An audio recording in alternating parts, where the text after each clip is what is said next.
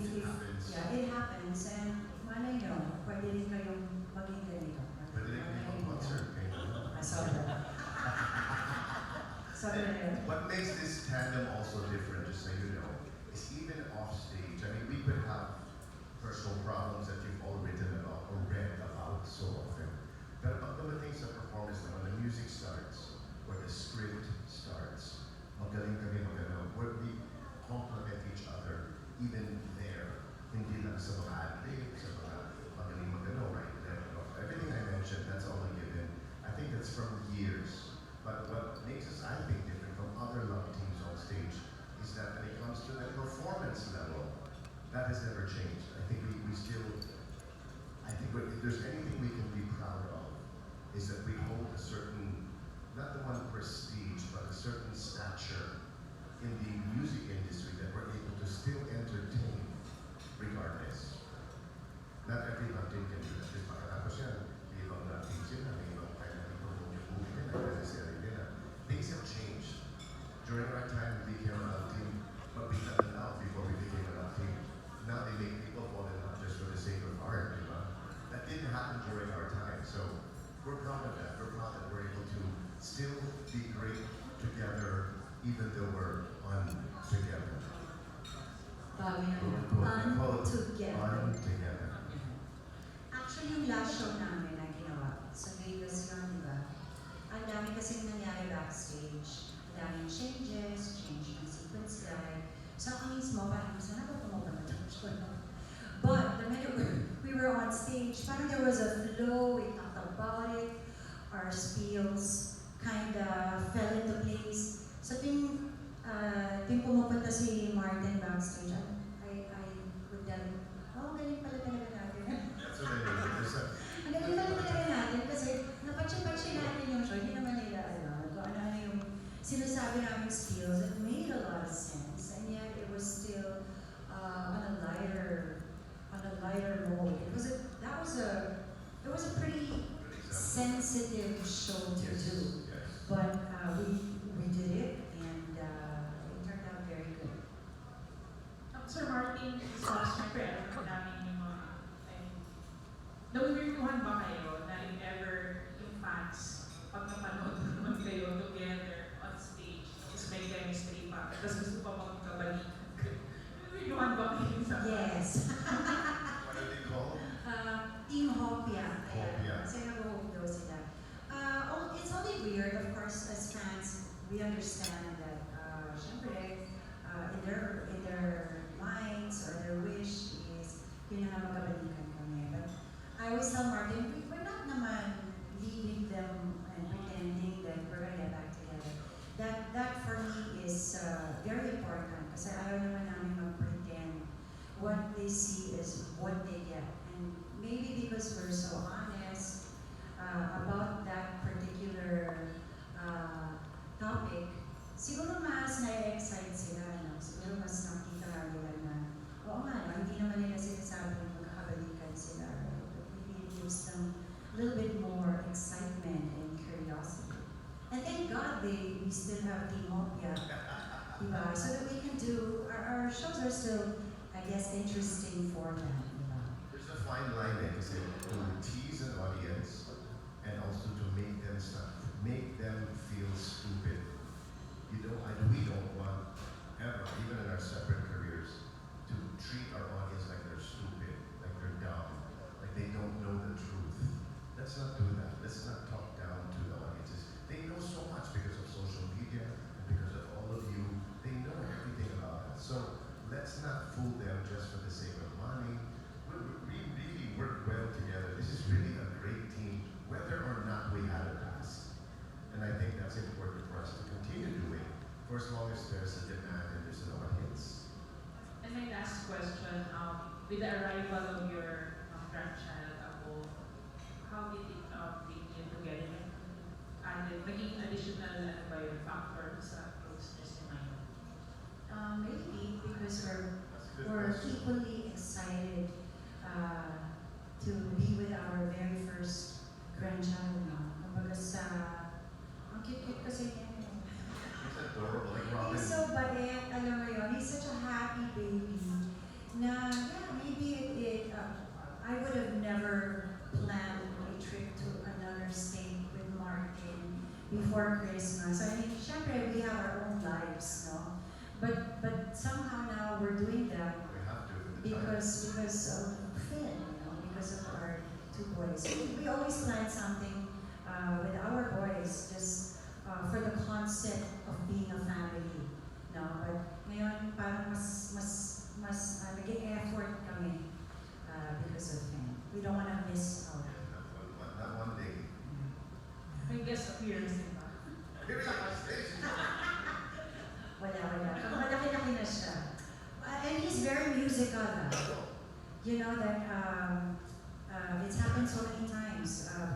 Robin would bring him during our rehearsals in the States, and he really listens. He listens so much that he falls asleep every time nagre-rehearse kami. So I guess the music and the loudness doesn't really bother me. So maybe it's a sign that he will also be able to listen.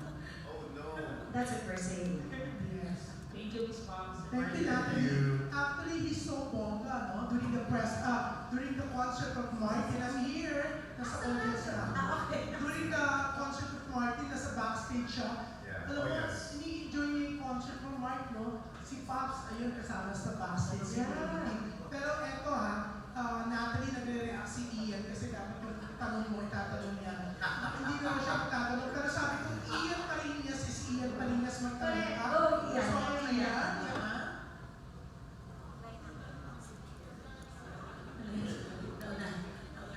Unahan ka.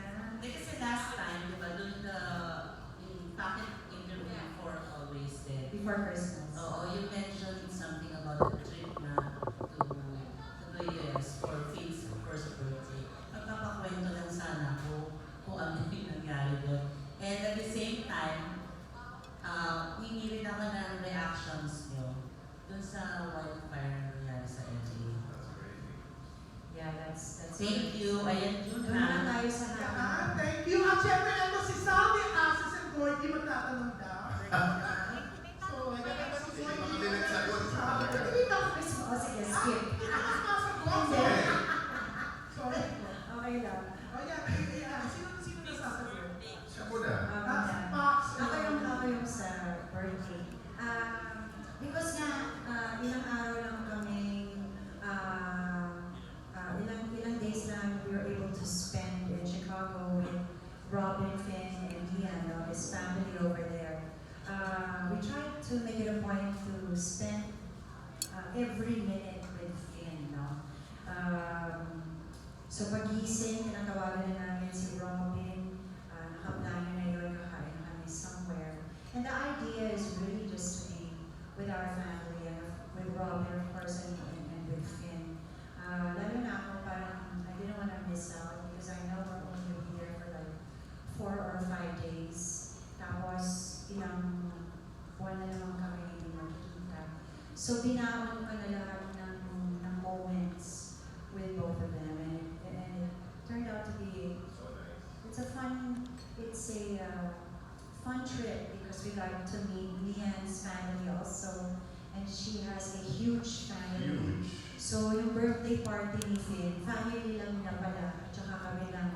So, ang laki-laki na, ang dami-dami na. And it's so nice. I mean, kami lang, but somehow we all enjoyed, the children enjoyed. Finn was kind of clueless, he didn't know what was happening. But I think in his own little way, he also had fun because pagod na pagod siya nun, pero hindi talaga siya nagreklamo. Tinapos niya yung buong party na. He's really a very, very good baby. The second part of your question, of course, all our hearts go out to everybody who lost their homes, all their belongings, their memories, and there's a lot of, I just been receiving a lot of messages. There's a lot of Filipinos as well, I hope Filipino Lions, who make Los Angeles, the areas around Los Angeles, their home for years. We perform for them at least once a year. We have friends that are almost family, so I have been checking on them. I've been checking on my other friends who I know stay home. It's very, very sad, and hopefully they can. It's hard to recover when It you've is, lost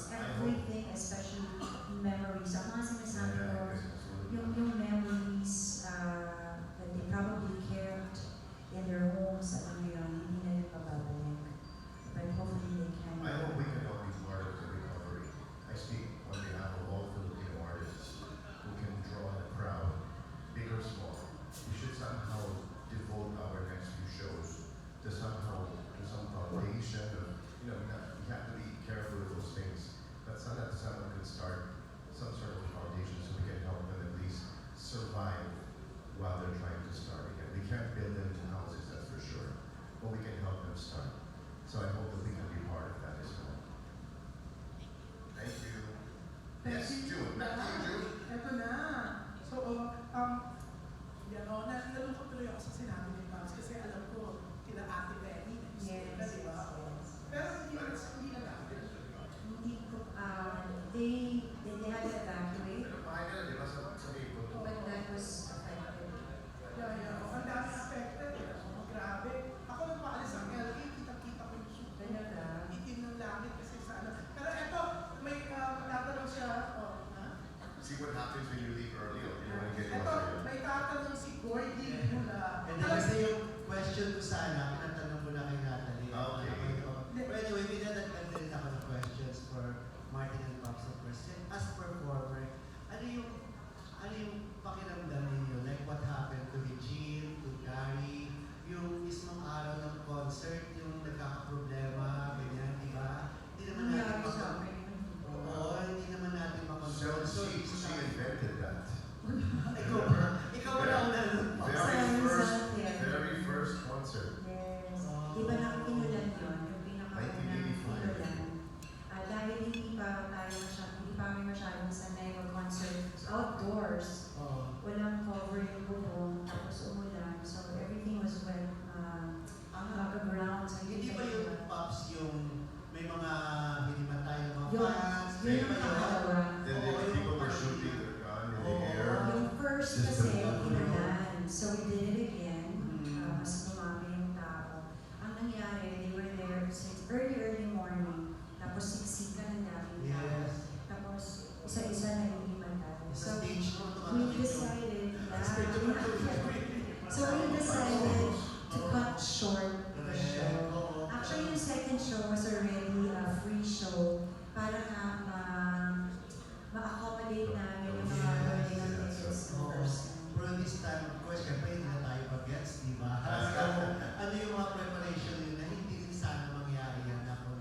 Well, you know, it's hard to really predict something like that. I'm sure for Gary and Regina, all those who went through that, it's really a hard call. You really have to think about it. Tao rin naman kami, di ba? So, hindi naman robot. So, sometimes we are 100%. There are We don't times know. na, there are times pag sinipon ka lang or inubog, hirap-hirap na kumanta, di ba? So, that's why before a show, you really have to make sure that, ako kasi I sleep well, I don't go out, alam mo yun, I have a certain diet. Kasi nga may acid din ako. So we have to make sure. But even if you're very careful, sometimes it just happens. No one is more careful than Gary Vee, but he's been having health issues since childhood. So, but you can never really predict those things. I really felt that for what happened to him there. I thought, and that's a lesson for all of us, really. What would you do in a situation like that? Knowing me, even if my arm is falling off, I'm still singing. I don't think about those things. When you go on stage, really sad to say, the show must go on. You should not have to stop the show regardless. But if it's your health talking to you, it's your call already. For me, for both Pops and I, sana it won't happen in our future shows, but if it ever does, maybe we should learn from this and start thinking of maybe the band should learn some songs on their own so they can stall while I go backstage and check my health and see if I can come out. If the doctor says, well, you can still finish the show, or come out a different market, a little slower, maybe take out a couple of fast songs. I think you'll all understand, you know. But it's hard to talk about after the fact, because now people are talking all over the internet about what happens, and when we did this, and then you do that. It's very hard to call that. So all we can really do now is just try and learn from this experience and see how we can make an easier exit if we really had to do an exit. But really, the truth of the matter, once you step on that stage, the show must go on. If you don't feel well, don't do the show at all. Don't even start it. But if you start the show, you have to end it. End it however you can in the situation that you're in. But easy to say no, because I'm not there. I'm not in that situation It's that easier Gary was in. to So say. it's easy to answer that now, but I think we should learn from this so that if it ever happens, you're right, I'm getting a little older. I think about that all the time. I see videos of people just passing out. Even just sitting here in an interview with you, talk. You know, so you can never really tell. But it's good to be prepared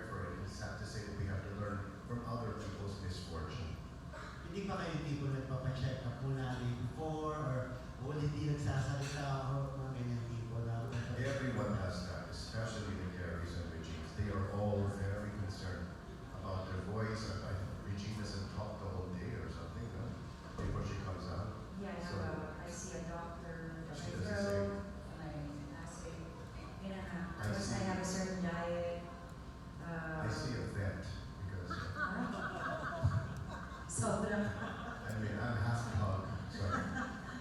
Anyway, yeah. But even if we do all of those and we take all the precautions, ulitin ko, tao lang, hindi naman It's robot. up to the guy So you upstairs. we can never tell what's gonna happen. And hopefully it doesn't happen during a performance. Yes. Yes, ako. Thank you, thank you. Thank you. Thank you, Gordy. At syempre, eto next natin, the After Amoyo. Yay, Aster! How was the interview? Master, Lumabas na? lumabas na ba yung interview namin? Ay. Pasurprise. Inaayos na. Inaayos na. Very visual, special effects. Actually, pala sa 10th anniversary ng show niya, yun. 10 years ka na, 3 years na. So 7 years from now, ipapanood na. Paglansan! Oo, exclusive ko yun. Hindi pwedeng hindi, di ba? Talagang nilaban ko yun. Oo, ano yun? Kinulit kami yung sorry, Tinutukan ko talaga. Anyway, dapat hindi na ako magtatanong. Wala lang akong gusto maitanong sa inyo. Kasi, ang gusto ko lang malaman sa inyo. Kasi you're so natural. I mean, with whatever you do. On stage, pag-iwan, off stage. Anong sekreto meron kayo? Considering na matagal na kayo hiwalay as a couple. Yun eh. Paano ba i-explain yun? Hindi rin namin. Very simple. We've seen each other without clothes. Sobra ka naman! In other words, I know your insides. You know my Nakita insides. mo yung bituka ko. So it's okay to go on the outside with our insides. Or siguro it's years and years You got it, and right? years of being together and working together. I think it's that. Kumbaga sa nakakapa, di ba yung sinasabi nila, nagkakapaan kami, sanay na kaming magkapaan. Never kami ano. Oo. Kapaan na rin. We don't compete. There's no competition here. But we do get challenged, lalo na pag sa skills namin. I think that's it's a huge part of our shows kasi ngayon yung banter namin. And then we never talk about it. You know, sometimes it just happens. Sometimes there's just a topic and we prolong it. It works. Whatever works, we do it again. Alam mo yun. Sometimes may mga bago, parang, uy, saan galing yun? Pero we just kinda make it better. Yun yung challenge. If an ad-lib or a personal story got a good reaction, we'll be doing that in every show. It becomes the script. So we really don't know what we're going to say in this particular show. The songs are supposed to speak for us, which I think is nicer for all of you, it's more entertaining. But the inside stories, yung mga nangyayari sa buhay namin, I don't even know what she's going to bring up. We don't even think about it. Because all of us show, oh my God, remember the time when, yeah, ito na. I'm already walking on eggshells. What is she going to say? What is she going to reveal? We're always nice. How am I going to get out of this? I'm always nice. And that's what people want to see. Yeah, pero meron kaming, ako, lalo na ako, may boundaries ako. I know when to stop. Really? Yes. I know when Martin might feel too uncomfortable already. I make him feel uncomfortable, of course. That's part of the fun. No? But I know also when it's too much. So, parang ito nang tatanong ko, huwag na natin i-extend kasi baka masyado na. No? So there's still that respect. Diba? At saka nakakatawa sa inyo, you're still a family. Right? You're still a family despite na, I mean, alam naman ng lahat. But whenever you're together, especially with the kids, ngayon kasama niyo yung ako nyo. So, naandun pa rin kasi yung pagiging natural nyo at hindi nawawala ang parang ang pagiging pamilya. Na napakahirap makita sa ibang couples. I think good timing lang yun because I'm sure there was a time, you know, like you tell all your friends about my. He's such a. I thought he was nice. I thought he was. You know, Martin and I used to dream about growing old Pero together. yun nga, as you mature, anyway, I have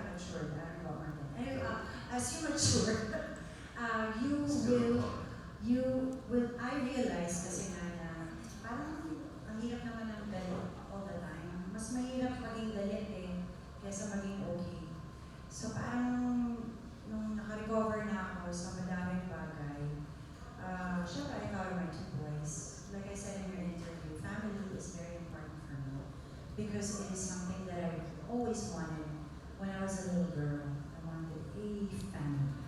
So whether or not we're still together, we're gonna try to still have that family, especially for my boys. And they grow up to be such great men. There's no problems, no hang-ups. I mean, there were some tantrums when they were younger during our separation, but they turned out to be great men. Of course, that's because they had a great mom who raised them God is good. as both mother and father. I God is was good. absent a lot, so. But you're right, Pastor. The common denominator for Pops and I, as to why we're even here, why we're even talking about this, is we have a family. We have a bond that will keep us together, whether or not we do another concert. Yes. Bongga ang sinabi ni Martin and Pops.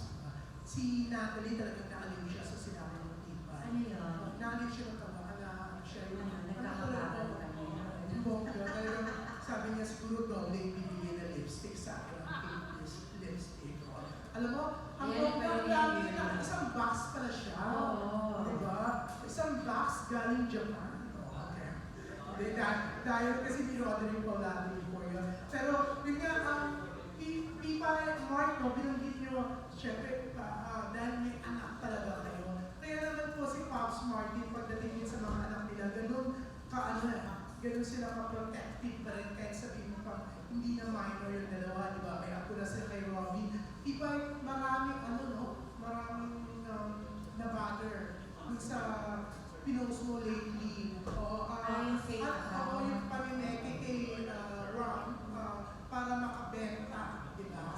Actually, Naayos na po yun. nagkasama po talaga si Ram before, and we were very frantic. It was really an emergency.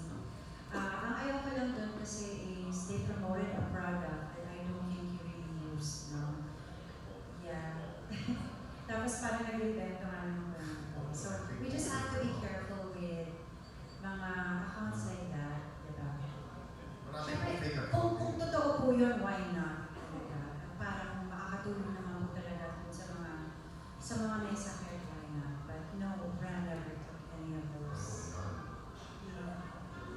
Mas positibo kung i-endorse ni Ram ang pink lipstick para umabot ko ng malaki ang nanin niya kaysa mag-endorse ng mga gamot na hindi naman sa diba? Pero ito, next na magtatanong sa atin, syempre ito si Miss Leia Salterio na talagang kala niya may early bird. Dumating siya na before 11 a.m. Professional na I am a traffic. Eto na, meron talagang early bird kaso tumambay siya sa Starbucks, kaya hindi na siya nakakuha. Hindi considered early bird. Oo, ibinigay na natin sa waiter. Oo, kasi yung waiter ang maaga.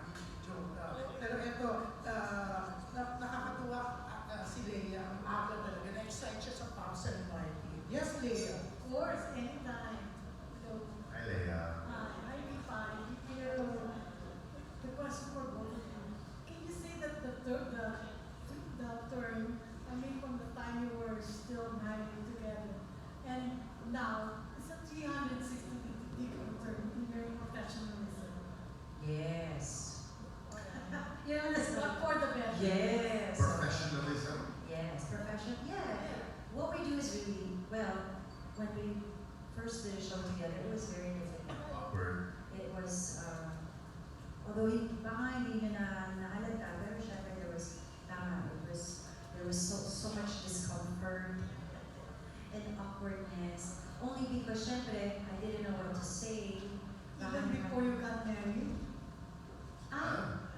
No, you're talking about when we When were we got separated, and then we did yes. a show again after so many years.